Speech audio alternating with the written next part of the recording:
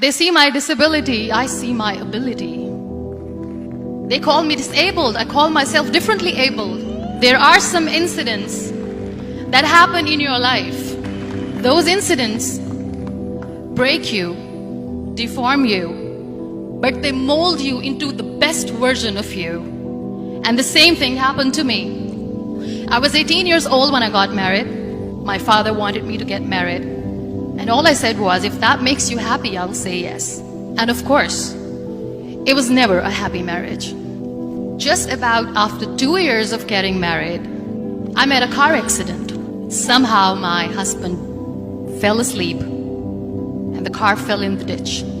He managed to jump out, saved himself. I'm happy for him. But I stayed inside the car and I sustained a lot of injuries. The list is a bit long, don't get scared. The wrist was fractured.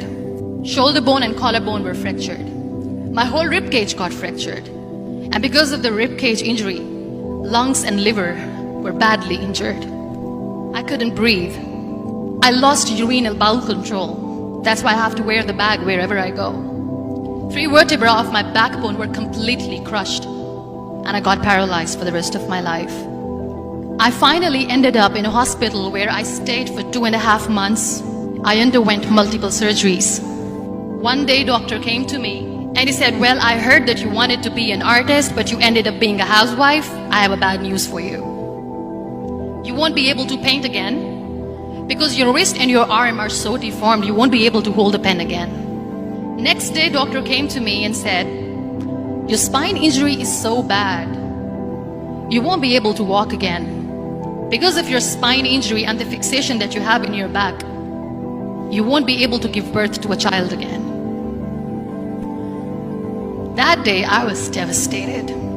I asked my mother, why me?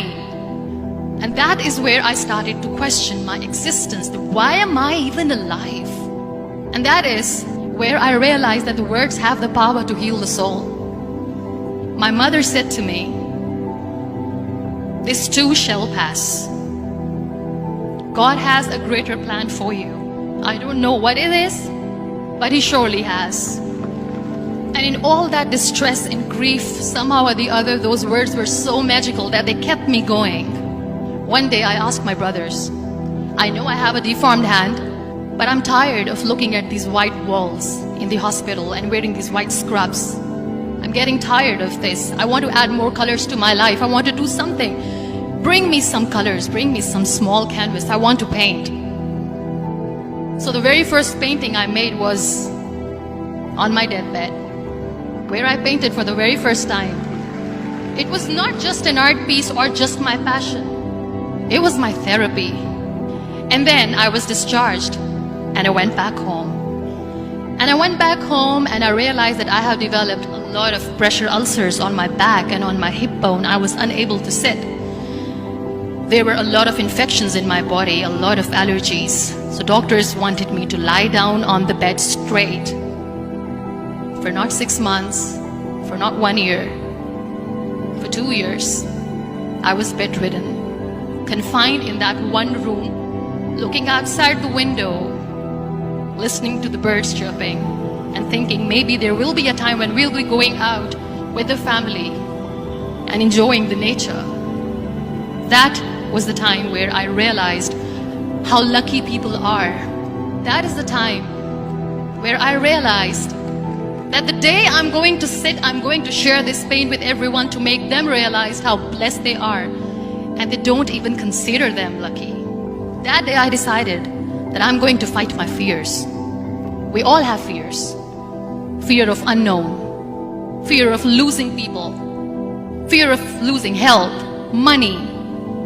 We want to excel in career, we want to become famous, we want to get money. We are scared all the time. So I wrote down one by one all those fears. And I decided that I'm going to overcome these fears one at a time.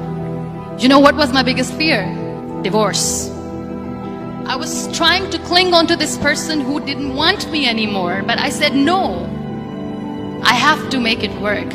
But the day I decided that this is nothing but my fear, I liberated myself by setting him free.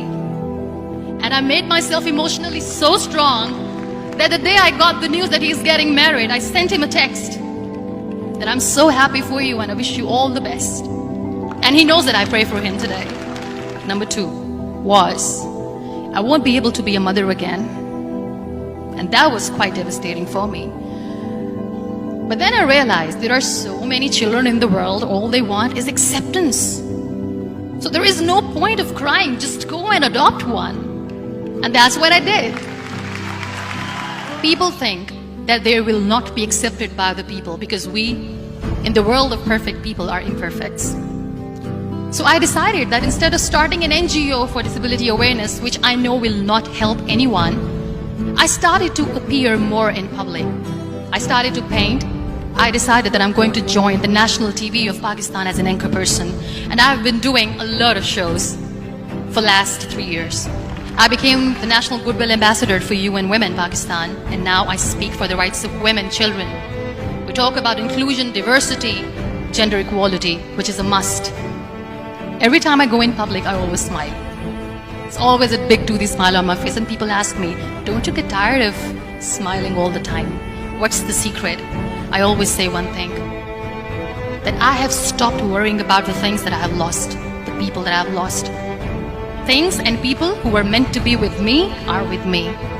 And sometimes, somebody's absence makes you a better person. Cherish their absence. It's always a blessing in disguise. Live your life fully. Accept yourself the way you are. Be kind to yourself. Be kind to yourself. I'll repeat, be kind to yourself, and only then you can be kind to others. Love yourself and spread that love. Life will be hard. There will be turmoils, there will be trials, but that will only make you stronger. So when you accept yourself the way you are, the world recognizes you. It all starts from within.